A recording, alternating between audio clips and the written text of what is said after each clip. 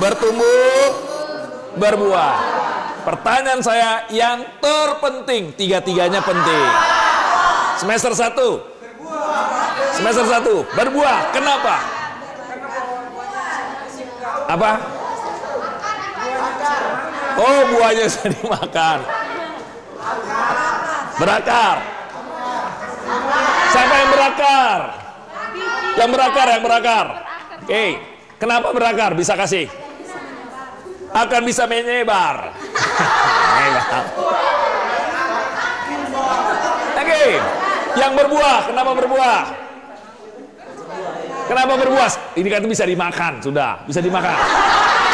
Dia memang urusannya makan terus ya.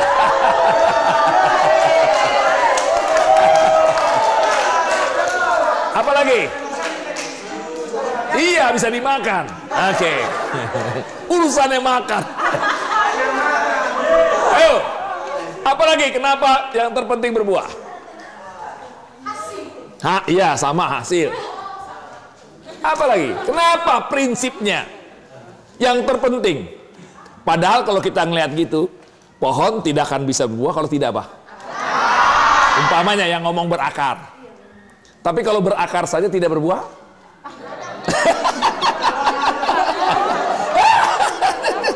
Mana yang terpenting? Semuanya penting. Yang terpenting yang benar. Ya. Sekarang harus nurut apa kata Alkitab. Apa kata Alkitab? Mari kita baca. 1, 2, 3. Yesus mengatakan perumpamaan ini. Seorang mempunyai pohon ara yang tumbuh di kebun anggurnya, dan ia datang untuk mencari buah pada pohon itu, tapi ia tidak menemukannya. Ia berkata kepada pengurus kebun anggur itu, "Sudah 3 tahun aku datang mencari buah pada pohon ara ini, dan aku tidak menemukannya. Tebanglah pohon ini. Untuk apa ia hidup di tanah ini dengan percuma?" Jawab orang itu, "Tuan, biarkanlah dia tumbuh tahun ini lagi. Aku akan mencangkul tanah sekelilingnya dan memberi pupuk kepadanya. Mungkin tahun depan ia berbuah." Mana yang terpenting? Bukan karena hasil, bukan karena makanan. Begini prinsipnya. Pohon bisa berakar, bisa bertumbuh, belum tentu berbuah. Betul? Tapi kalau pohon berbuah, pasti apa? Berakar dan bertumbuh. Yang terpenting berbuah, tapi memang prosesnya harus apa dulu? Berakar, bertumbuh, dan berbuah. Tapi yang terpenting, kayak pohon ara ini, sudah berakar enggak? Sudah bertumbuh enggak? Tapi tidak, Tuhan ngomong apa? Percuma, tebang saja.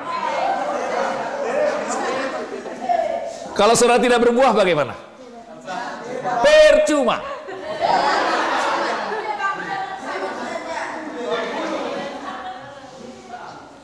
Kalau tidak, tebanglah pohon ini. Untuk apa? Hidup di tanah dengan apa? Jadi kalau saudara tidak berbuah, yuk kita belajar apa yang dimaksud dengan berbuah, ya. Mari kita masuk. Jadi sepakat ya, yang terpenting berbuah, tapi prosesnya memang harus apa? Berakar, bertumbuh. Kan nggak mungkin langsung berbuah kan? Betul tidak? Prosesnya harus apa? Berakar, bertumbuh. Tapi harus berbuah. Kalau engkau hanya berakar saja, bertumbuh, tidak berbuah, percuma. Jadi fokusnya harus apa? Berbuah. Semua harus berbuah. Kita lihat halaman 14. Buah-buah apa saja yang dimaksud seperti kita belajar. Ini yang terpenting berarti apa? Berbuah, bisa berakar, bisa apa? Bertumbuh. Makanya materi kita di sini adalah orang, anak Tuhan, murid Yesus, setelah dia memiliki keyakinan kepastian selamatan, tertanam di gereja lokal. Ini baik, doa firman, baik apa tidak? Belajar, diajar firman, baik, melayani baik. Tapi kalau tidak menghasilkan buah, percuma enggak? Betul?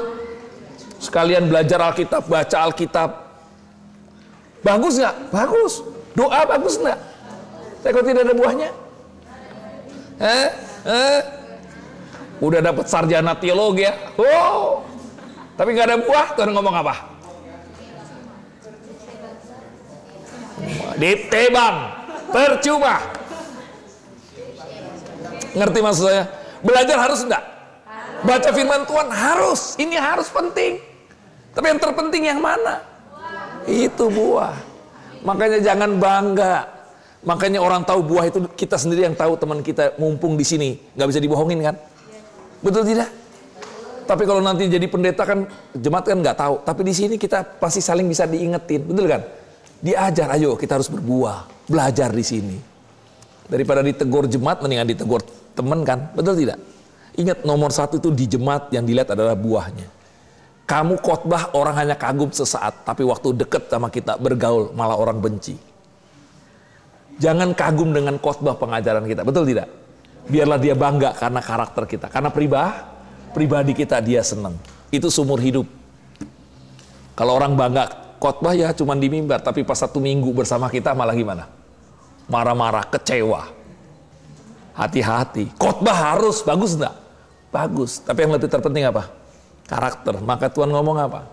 Kalau kamu tidak punya kasih, sia-sia enggak? Percuma enggak? Percuma. Makanya kita mau apa? Dalam Alkitab ada 3 buah yang dimaksud berbuah. Pertama, buah-buah apa? Karakter, buah-buah roh. Ini yang pertama. Kedua, buah-buah kesuksesan. Ini yang kita ajari nanti. Hidup yang membawa dampak apa yang namanya sukses, besok kita ajarin. Seperti dalam Mazmur, betul tidak? Kamu akan seperti pohon ditanam di tepi aliran air, akan menghasilkan buahnya pada musimnya. Itu apa maksud buahnya? Kalian harus sukses, pasti. Dan ketiga baru buah-buah apa? Jiwa. Kita sudah punya potensi enggak untuk berbuah? Sudah enggak? Sudah punya potensi enggak? Sudah punya kualitas enggak? Semua anak Tuhan pasti berbuah enggak? Pasti. Kenapa? Kita lihat. Ya. Buah-buah roh, Galatia 5:22. Kita baca sama-sama. 1, 2, 3. Tetapi buah roh ialah kasih, sukacita, damai sejahtera, murahan, penguasaan diri, tidak ada hukum yang menentang hal-hal ini. Tuhan Yesus ngomong, akulah pokok anggur yang benar, dan Bapakkulah pengusahanya. Perhatikan, 1, 2, 3 baca. Setiap ranting padaku yang tidak berbuah, dipotongnya. Dan setiap ranting yang berbuah, dibersihkannya, supaya ia lebih banyak berbuah. Ayat 4 dan ayat 5, Yohanes 15. Kita baca sama-sama. 1, 2, 3. Yohanes 15, kita buka. Ayat 4 dan ayat 5.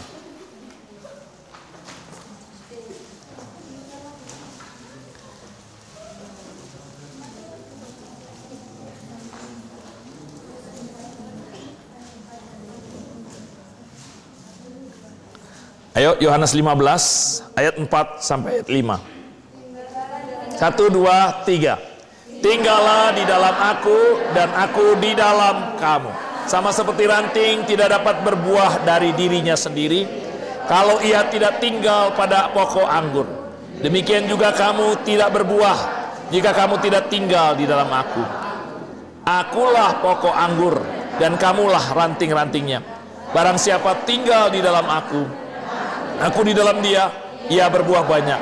Sebab di luar aku, kamu tidak dapat berbuat apa-apa. Barang siapa tinggal di dalam Yesus, dan Yesus di dalam dia, ia pasti apa?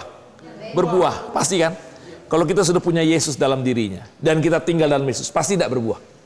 Berarti semua orang pasti berbuah? Pasti. Tapi kalau ada yang tidak berbuah, diapain? Dipotong. Tapi yang berbuah, diapain? Nah, kalau saudara berbuah, pasti Tuhan akan bersihkan. Yang tidak berbuah, dipotong. Tapi yang berbuah, supaya semakin apa? Banyak. Saudara sudah berbuah, perlu diapain? Dibersihkan. Siapa yang ngerti tanaman? Yang ngerti tanaman buah-buahan. Entah buah jeruk, buah apa. Pisang. Ada yang pernah menanam buah pisang, buah jeruk? Tahu? Kalau buah jeruk, kalau saudara ingin buah jeruknya banyak, daunnya semakin banyak apa daunnya harus didikitin? Sedikit, harus dipangkas. Betul tidak? Betul? Daun-daunnya kan harus dipangkas kan? Supaya buahnya jadi apa? Dibersihkan, itu yang namanya dibersihkan. Distres. Kita kan pikirkan yang namanya pohon buah bagus kan daunnya banyak. Oh enggak, kalau daunnya banyak malah buahnya apa? Sedikit. Makanya perlu dibersihkan. Dibersihkan supaya buahnya semakin apa? Daunnya sedikit, yang banyak apanya? Pernah ngeliat pohon jeruk? Waduh, malah banyakkan buahnya daripada apa? Daunnya. Tapi sebelumnya kan daunnya banyak enggak? Banyak. Nah, pas sudah mulai berbuah, apa yang dibersihkan? Dipotongnya. Wah, saudara, di tempat ini dibersihkan. Oh, supaya semakin apa? Disinilah dibersihkan. Amin. Mungkin waktu pohon itu waktu dibersihkan, loh kok saya dipotong? Loh kok saya dipotong? Loh kok kenapa? Sakit dipotong. Mungkin kalau dia bisa ngomong, betul tidak? Kok dipotong? Tapi pas dia lihat semakin banyak buahnya, akhirnya senang enggak? Saya rasa kalian juga nanti gitu, waktu dipotong, distres, protes. Kenapa? Tapi kalau sudah selesai, pas lulus baru sudah tahu, oh ini loh hasilnya. Haleluya. Siap dibersihkan? Siap. Betul? Enak nggak dibersihkan? Enggak. Istilah pertanian botani itu distres, dipotong, distres, nggak enak. Apa yang nanti akan dibersihkan Tuhan? Apa yang sudah akan dibersihkan? Egomu, keinginanmu, kemauanmu akan diapain? Dibersihkan. Oleh siapa yang membersihkan? Antara teman-teman ini loh. Betul kan? Dengan pimpinan kayak dengan teman, betul kan? Dibersihkan. Tujuannya untuk apa? Semakin berbuah. Siapkan dirimu. Memang nih kelihatan mukanya muka malaikat semua nih. Tapi tahu-tahu nanti ada gesekan. Wah, sedang diapain ini? Sedang diapain? Dibersihkan. Besi menajamkan apa? Besi. Manusia menajamkan manusia. Yang menajamkan kita siapa? Bukan orang lain. Teman yang dekat. Teman yang dekat. Itu yang menajamkan kita. Bukan orang lain. Ingat, makanya bukan teman kita. Itu dia sedang menajamkan kita. Kita akan belajar sama-sama. Apa yang dibersihkan Tuhan? Kita lihat tadi pohon anggur, betul tidak? Anak Tuhan yang berbuah, berulang-ulang diapain? Supaya apa? Saya percaya saudara sudah berbuah. Kalau yang nggak berbuah pasti dipotong. Kalau berbuah dibersihkan. Bersyukur saudara. Katakan sama-sama, saya siap dibersihkan. Saya siap dibersihkan. Ngomong sama temanmu supaya tahu. Supaya jangan mengeluh nanti. Nggak ada yang boleh mengeluh ya. Aduh, teman-temanku kok begini, enggak. Saya siap dibersihkan. Sehingga nanti kalau sudah lulus di sini sudah siap. Betul tidak? Mumpung semuanya sama dibersihkan. Apa yang dibersihkan oleh Tuhan? Ini yang kita lihat sama-sama. Karakter. Apa itu karakter? Kita baca sama-sama. 1, 2, 3. Perpaduan yang teratur dari sifat, watak, dan sikap. Kegiatan yang dilakukan berulang-ulang menjadi kebiasaan. Kebiasaan yang dilakukan berulang-ulang menjadi. Nah, kita ini masing-masing di daerah kita sudah punya karakter yang berbeda. Karena kebiasaan nih dari Tobelo, dari Nias, dari NTT, macam-macam kita ini karakternya yang jelek-jelek kan. Kita kebanyakan kebiasaan yang baik atau yang jelek? Jelek kan? Kita bawa ngumpul plek di sini. Walaupun mukanya haleluya, shalom, tapi karakternya gimana? Masih bawa enggak yang lama-lama? Kebiasaan taruh baju, kebiasaan tidur, kebiasaan apa saja yang mungkin gak cocok dengan kita, betul tidak? Jadi rame nggak nanti? Sudah belum ramenya? Katanya kita bersaudara, tapi di kamar kebiasaan ini nggak cocok sama kita. Waduh, kamu ini nggak ngerti ya? Kenapa? Karena karakter kan kebiasaan, betul tidak? Seringkali kita ramenya karena itu. Kita harus sadar kita ini masing-masing mempunyai karakter yang berbeda, kebiasaan yang berbeda. Dan kebanyakan jujur waktu saya pertama kuliah karakternya pun nggak bagus, betul kan? Karena belum dibersihkan. Saudara ini masih karakter yang lama yang masing-masing bawa kebiasaannya. Kumpul jadi satu di sini. Ayo, kira-kira akan jadi apa? Ya, harus siap. Itu karakter kita. Nggak bisa dihindari, betul kan? Saudara nggak bisa bohong-bohong. Oh, mau rapi. Kalau memang karakternya begitu, ya sudah begitu. Mau diapain? Nah, tergantung kita. Bagaimana teman mau menerima dan saudara pun mau dibersihkan. Bagi diri kita siap dibersihkan, bagi teman siap menerima, tapi kita bantu membersihkan sampai semuanya jadi apa? Jadi baik. Karena nanti teman kamar kita paling ngerti kebiasaan kita, nggak bisa dibohongin. Nah, mumpung kita punya sahabat, punya keluarga, punya teman, bisa nggak menolong kita? Karakternya tambah baik, betul tidak? Di sini makanya tempatnya, maka di sini bukan hanya belajar, tapi karakter saudara dibentuk. Saudara dibersihkan di tempat ini. Padahal saudara tempat ini, waduh, lebih indah daripada tempatnya Pak Winarno dulu sekolah kuliah. Sini lebih enak, udaranya enak, tempatnya bagus, makan teratur. Saudara, enak. Dulu kami enggak. Siap dibentuk karakter. Karakternya Tobelo pun masih kabupaten lagi, karakter beda-beda, betul kan? Nias, NTT, Jawa, karakter beda-beda enggak? Kumpul di sini, rame. Karakter kita perlu dibentuk. Tidak ada yang sempurna. Terus menerus kita akan dibentuk. Makanya kita siap nggak menerima karakter teman kita? Siap nggak? Walaupun tidak cocok dengan kita, ya diam hati. Kita bilang Tuhan pakai saya, betul tidak? Untuk membentuk. Kita pun siap nggak? Mungkin menurut kita karakternya baik, belum tentu menurut teman kita, betul tidak? Harus juga menerima, saling menerima. Yang penting kita percaya semua ini adalah anak-anak Tuhan yang Tuhan akan bersihkan. Betul? Kita semua dibersihkan kan? Saya pun tiap hari dibersihkan. Ini prinsipnya karakter. Sudah tulis karakter? Tulis karakter ini? Tulis karakter, supaya saudara tahu, betul tidak? Karena Nah, sekarang dirubah, biasakan apa? Karakter itu karena kebiasaan. Sekarang apa? Biasakan baca Alkitab, lama-lama menjadi apa? Karakter. Belajar, biasakan taruh barang pada tempatnya. Lama-lama itu jadi karakter. Kalau dulu biasanya taruh sembarangan, sekarang enggak. Taruh odol pas di situ, jangan berubah-berubah. Lama-lama jadi apa? Ya harus yang rapi. Itu dimulai dari mana? Kebiasaan. Kalau dulu baju sembarangan aja, sekarang enggak boleh. Mulai biasakan, karena kita orang banyak kan, betul tidak? Odol taruh tempat situ saja, supaya kebiasaan rapi. Mulai dari sekarang, mulai dengan kebiasaan yang baik. Apa kebiasaan yang baik? Mungkin nanti kakak-kakak akan kasih tahu, betul tidak?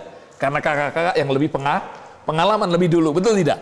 Yang baru-baru, nanti kalian yang baru pun jadi apa? Kakak Roha, kasih tahu kebiasaan. Kan kita tidak tahu ya kebiasaannya gimana kita dulu di rumah. Sekarang nggak bisa, kita harus ngatur sendiri. Dimulai dari apa? Kebiasaan.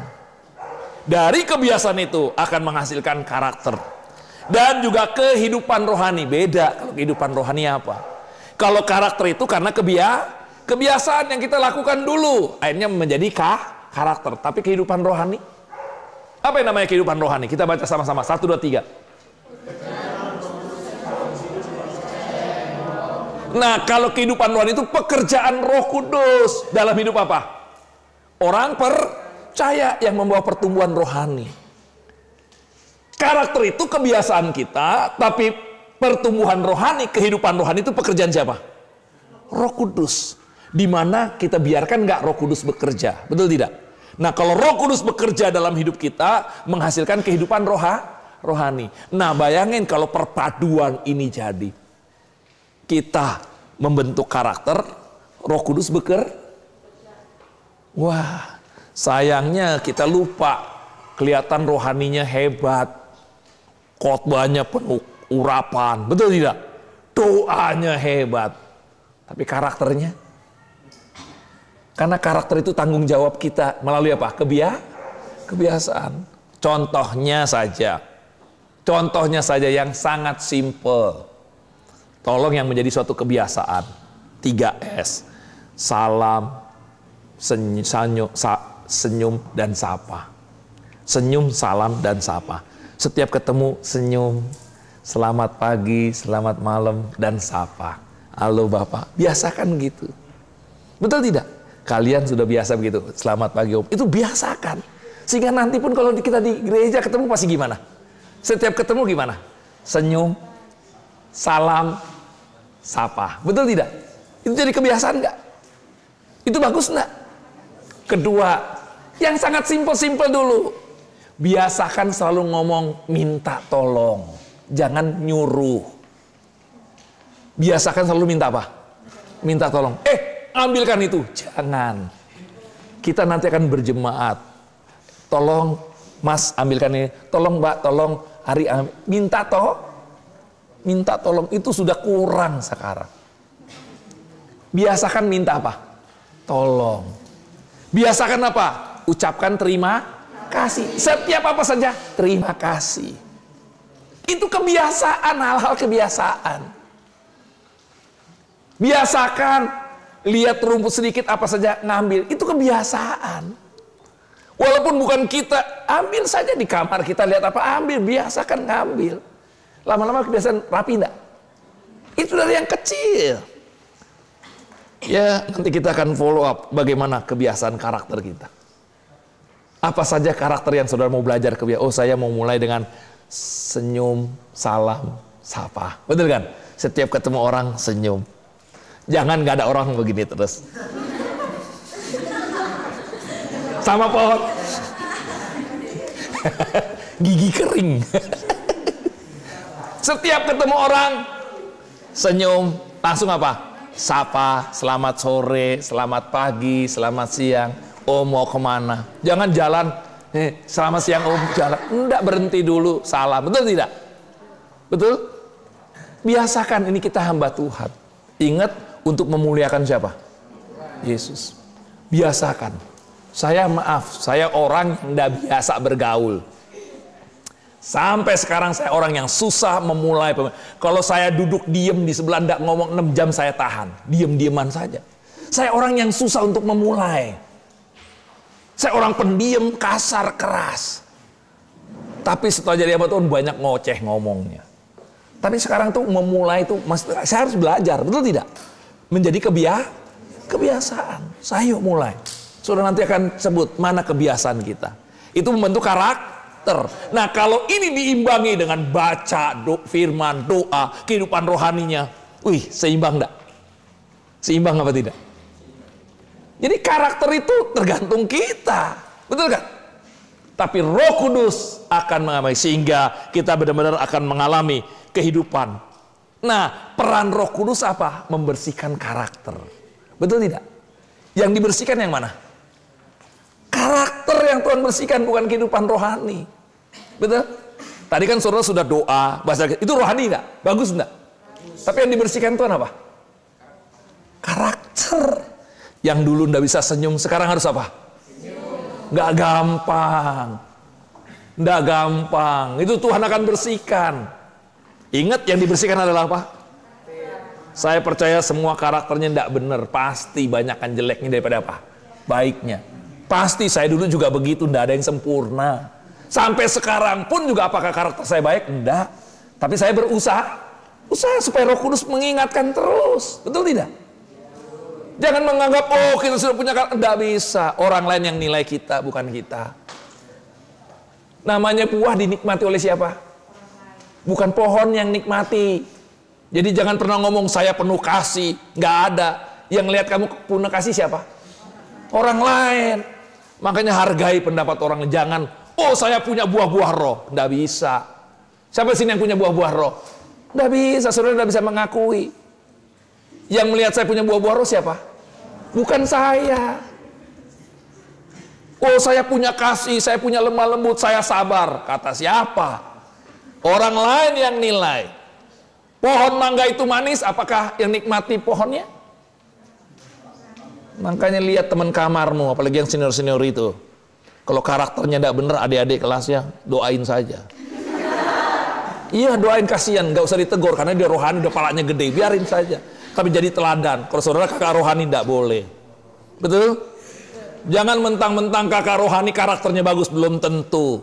Jangan menjadi batu sandungan, supaya kalian juga jangan nilai, loh kakak rohani aja tidak bener. Nggak boleh, biarin dia. Jangan ngikut-ngikutan.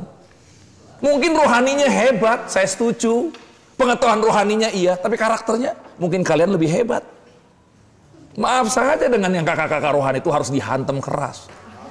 Karena seringkali itu menjadi batu sandungan bagi adik-adik kelas. Betul. Makanya kalau saya pegang sekolah Alkitab, oh jangan main-main. Karena nomor satu itu karakter. Itu menjadi batu sandungan bagi adik-adik kelas. Loh kakak aja begini, kakak rohani, dia mau ngomong apa, ngatur saya lagi. Karena kan kita ngerti semua kan, betul tidak? Tapi juga adik kelas nggak boleh menilai, karena kamu pun akan jadi kakak kelas nanti. Kalau kamu begitu dengan kakak kelasnya, waktu kamu kakak kelas, adiknya pun akan begitu. Lama-lama dosanya banyak enggak? Makanya kalau kamu lihat kakak kelas gitu, kamu doakan, malah kasihani, betul kan? Saya tidak mau Tuhan, jaga saya supaya karakter saya lebih apa? Berarti kejelekan kakak rohani itu pelajaran bagi kita. Oh berarti saya jangan seperti dia. Betul kan? Kalau ketemu orang negornya harus apa? Sopan. Betul tidak? Jadi kelemahan kakak rohani itu pelajaran bagi apa? Kita bukan malah kita menghakimi, bukan menilai. Jangan. Karena kalian pun akan menjadi kakak rohani. Akan dinilai oleh adik rohani. Hati-hati. Makanya lihat, kita tidak ada yang bisa sombong kalau di sini. Siapa yang bisa sempurna? Maka kakak-kakak rohani jangan menganggap mentang-mentang kakak rohani tidak bisa. Kita pun ada kelemahan nggak? Kita pun rela nggak ditegur sama adik? Harus rela. Karena ini anak-anak Tuhan semua, kita sedang dibersihkan. Nggak ada yang sempurna. Amin. Bayangin kalau semuanya begini kan indah persaudaraan. Betul tidak? Hati-hati. Yang Tuhan bentuk itu karakter. Dan karakter tidak bisa dibohongin. Karena kalian semua tahu. Mungkin orang lain bisa, tapi teman nggak bisa. Makanya senang kita di sini supaya ketahuan karakternya. Anak-anak saya pun begitu.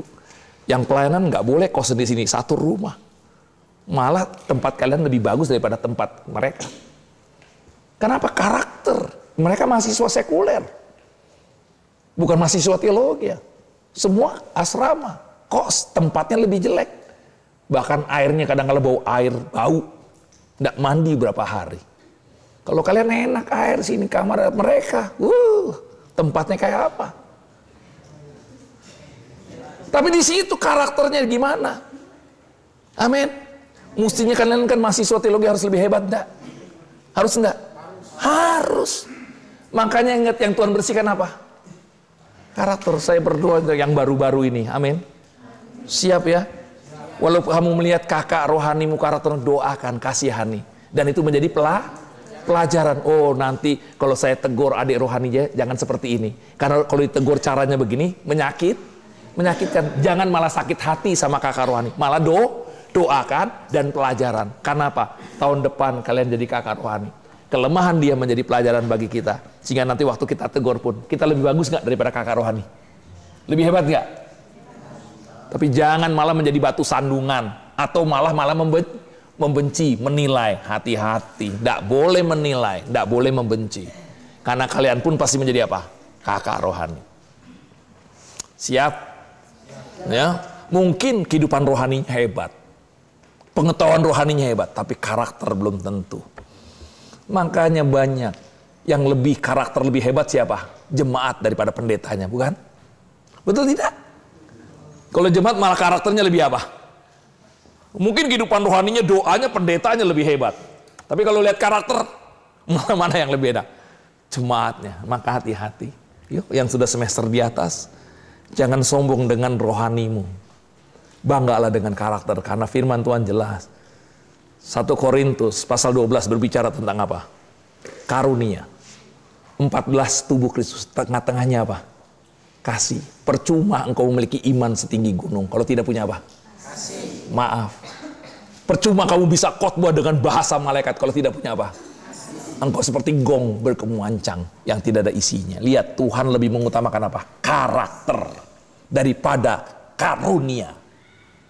Mana yang lebih terpenting? Karunia atau karakter? Karakter. Jangan bangga. Karunia itu pekerjaan Roh Kudus. Betul? Tapi karakter tanggung jawab kita. Banggalah dengan karakter, jangan dengan karunia. Tapi sekarang cari karunia. Oh, karuniaku apa? Oh, karakternya amburadul. Hati-hati. Prinsip nomor 1 karakter. Dan Tuhan akan bersihkan itu. Maka di sini tempat yang paling indah. Nah, peran Roh Kudus membersihkan apa? Peran Roh Kudus kita membersihkan apa? Karakter. Jangan lupa. Yang dibersihkan Tuhan karakter. Ini penting. Karakter yang dibersihkan. Siap dibentuk?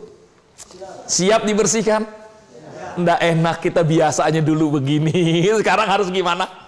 Aduh, mungkin nanti kakak yang akan negor cerewet sedikit. Itu tidak. Oh, terima kasih Tuhan. Ada yang memang terus harus dibersihkan. Ada yang sekali dibersihkan nurut, puji Tuhan. Betul kan? Mungkin ada yang harus berulang-ulang kan? Siap enggak? Semester baru siap enggak? Semester 1 saya berdoa supaya kalian menang. Karena sudah pasti berbuah. Tinggal mau atau tidak. Itu saya kalau mau, oh Tuhan akan bentuk. Karena nanti kalian juga akan jadi senior. Betul tidak tahun depan?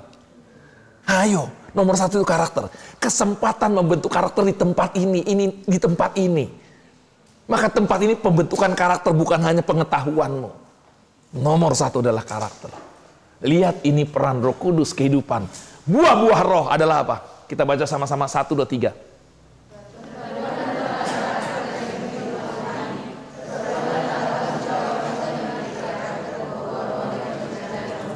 Itulah yang namanya buah-buah roh. Perpaduan antara karakter dengan apa? Kehidupan rohani. Maka jangan heran ya kalau kita ngeliat, kok kehidupan rohaninya hebat, doanya hebat, pelayanannya hebat, tapi karakternya gimana? Kenapa? Karena karakter itu tanggung jawab siapa? Melalui apa? Kebiasaan. Bayangin kalau karakter dengan kehidupan rohani menjadi satu, akan timbul apa? Buah-buah roh. Aduh, luar biasa. Makanya karakter itu kebiasaan kita. Mulailah dengan biasa yang mana? Yang baik-baik kan? Ya, nanti yang membimbing saya akan kasih tahu apa kebiasaan kita nanti yang kita mulai. Tulis penerapan, betul kan? Saya mau biasa apa yang baik-baik. Sekali lagi yang namanya baik, yang berguna bagi nama siapa?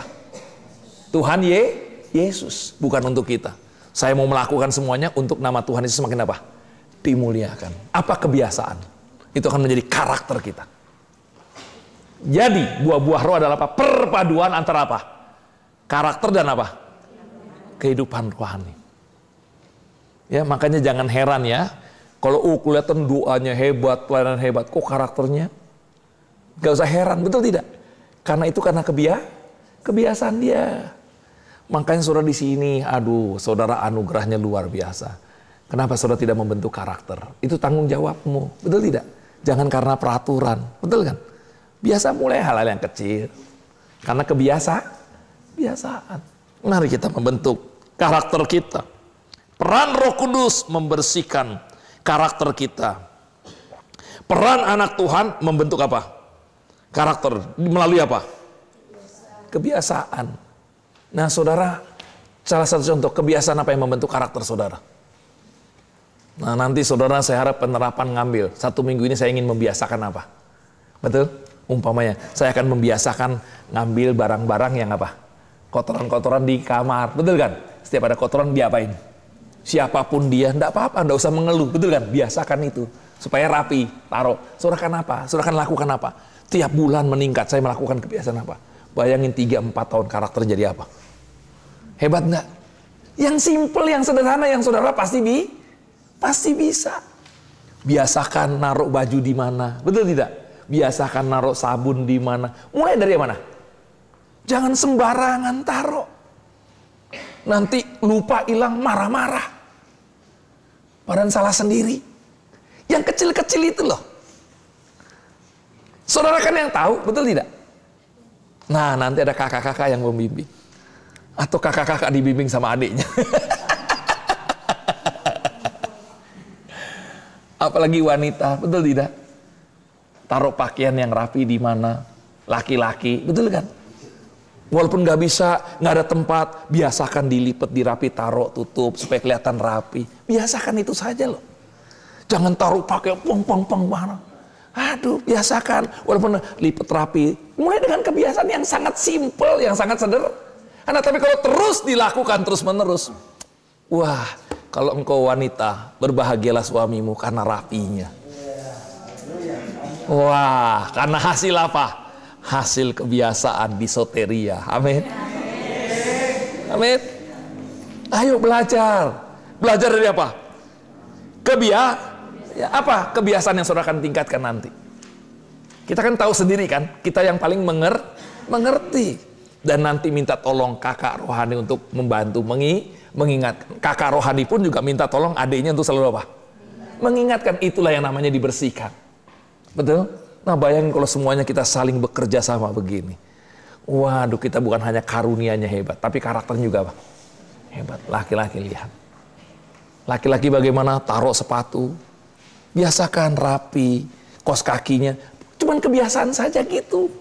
Kalau dulu biasanya lempar-lempar di rumah, tinggal mama yang ngatur. Sekarang enggak bisa.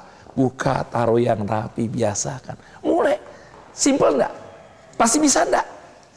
Pasti, cuman karena enggak mau. Mulailah kebiasaan yang sangat sederhana. Biasakan itu, nanti kami akan datang lagi sebulan. Biasakan senyum, salam, sapa, ucapan terima kasih. Betul kan? Minta tolong. Biasakan nggak ngomongnya gitu? Betul? Mulai dengan kebiasaan saja. Jangan memerintah. Dek, tolong. Betul kan? Selalu minta tolong atau maaf. Nah, keluarkan kata maaf kalau kita, oh ya maaf ya saya salah. Itu saja. Biasakan ngomong maaf. Kita biasakan membela diri kan? Kalau disalahkan langsung minta apa? Ya maaf ya kak. Seneng enggak kakaknya? Enggak jadi marah. Tapi udah marah kita membela diri lagi. Enggak begini. Jadi gimana? Tapi coba kalau kita, oh ya maaf ya kak, saya salah. Sudah langsung stop. Dosen guru pun langsung gimana? Diam malah, oh ya pak, maaf pak. Memang saya salah. Apa yang saya harus lakukan? Tenang dia. Coba kalau membela diri, itu dosa. Karakter enggak benar itu. Selalu minta maaf. Amin. Belajar. Maka nanti kita akan ada pertemuan lagi untuk ngecek semuanya. Betul tidak? Supaya kalian karakternya. Dan ini karakter itu diri sendiri. Bukan dengan peraturan. Peraturan harus ada. Tapi harus timbul dari mana? Nah, itu dari kebiasaan. Karakter. Tadi sudah kehidupan rohani kan? Keyakinan, kepastian, keselamatan. Betul tidak? Doa, baca Alkitab, belajar, diajar. Nah, itu kan kehidupan rohani. Itu pekerjaan siapa? Roh Kudus. Itu bagus. Tapi karakter dimulai dari mana? Kebiasaannya di mana? Sekarang. Bayangin 3-4 tahun saudara kebiasaan baik, keluarnya akan jadi gimana? Waduh.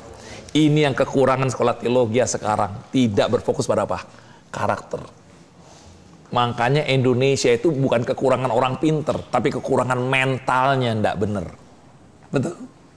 Karakternya ndak bener. Saudara mau dibersihkan karakter di tempat ini? Nggak enak kan? Nggak enak kan, betul kan? Nggak enak. Apalagi kakak-kakak nanti adiknya yang mengingatkan. Nggak enak, tapi siap.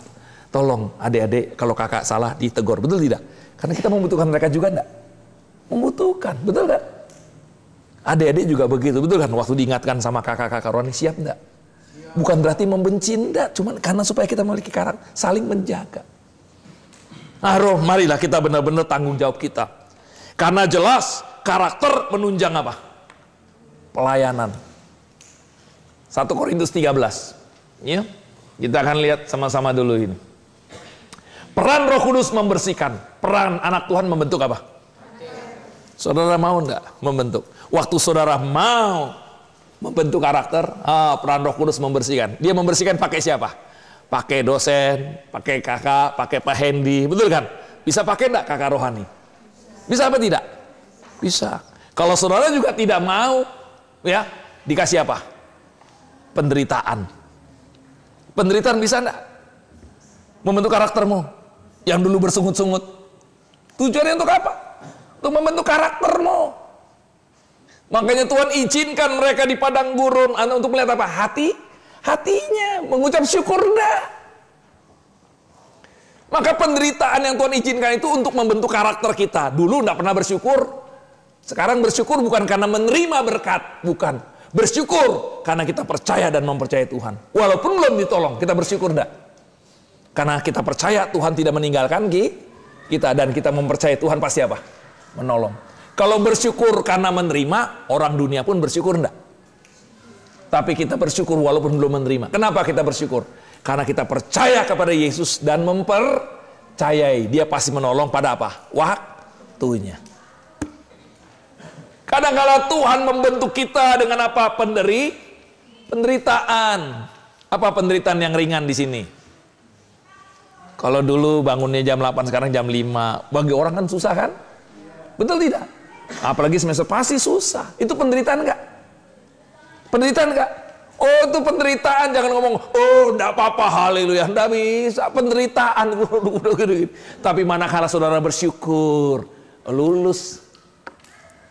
Tapi kalau karena terpaksa, aduh, lama-lama enggak tahan. Berapa tahan sih kita? Betul?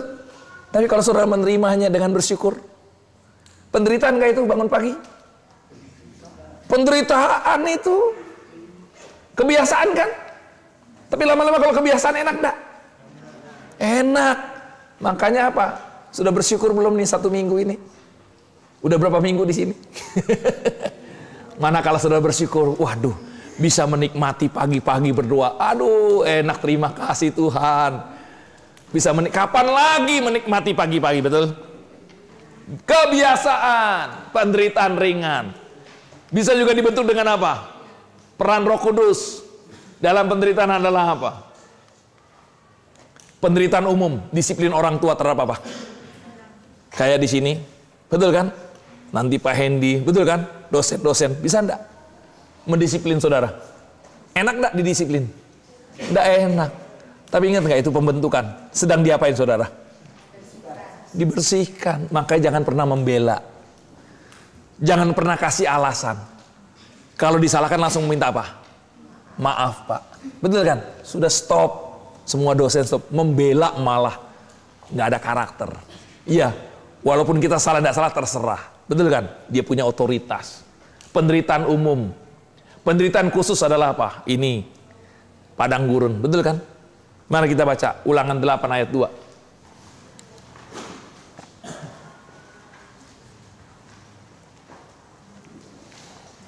Ulangan 8. Nanti dibaca lagi semuanya itu ya. Ulangan pasal 8 ayat 2.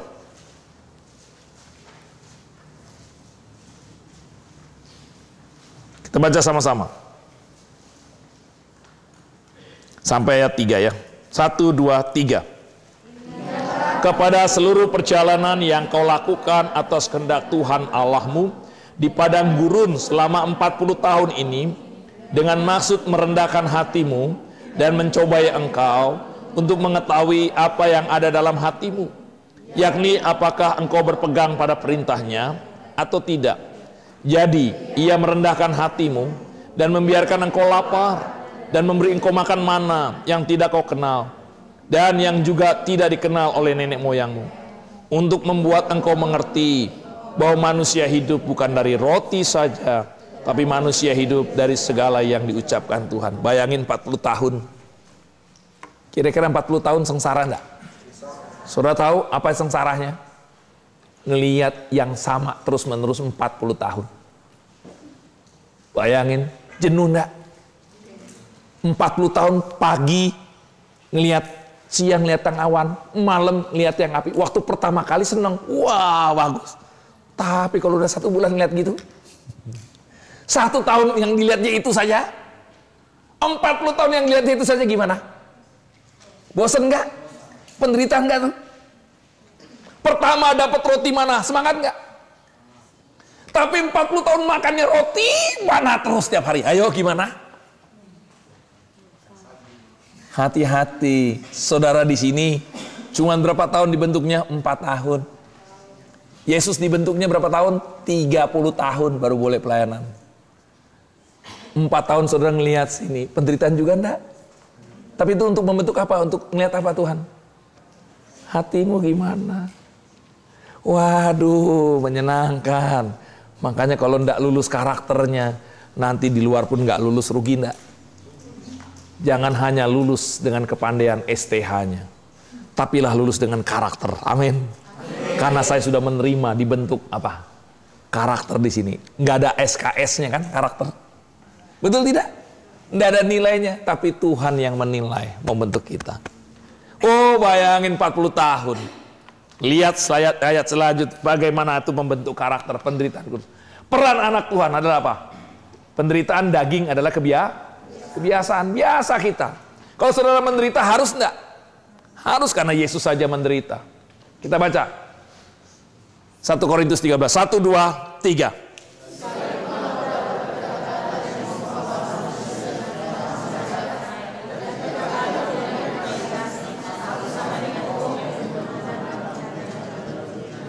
Sekalipun aku mempunyai karunia untuk bernubuat, dan aku mengetahui segala rahasia, dan memiliki seluruh pengetahuan, dan sekalipun aku memiliki iman yang sempurna untuk memindahkan gunung, tetapi jika aku tidak mempunyai kasih, aku sama sekali tidak berguna.